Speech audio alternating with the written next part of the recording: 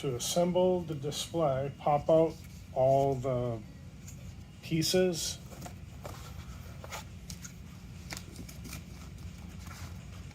Put the tab through the slot.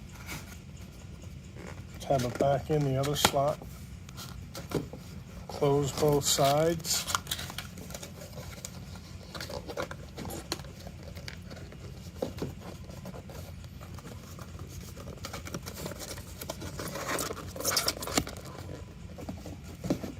Display is done. Put on whichever header you want to put on.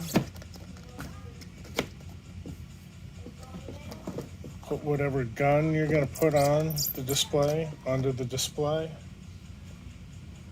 Take the twist tie. Go through.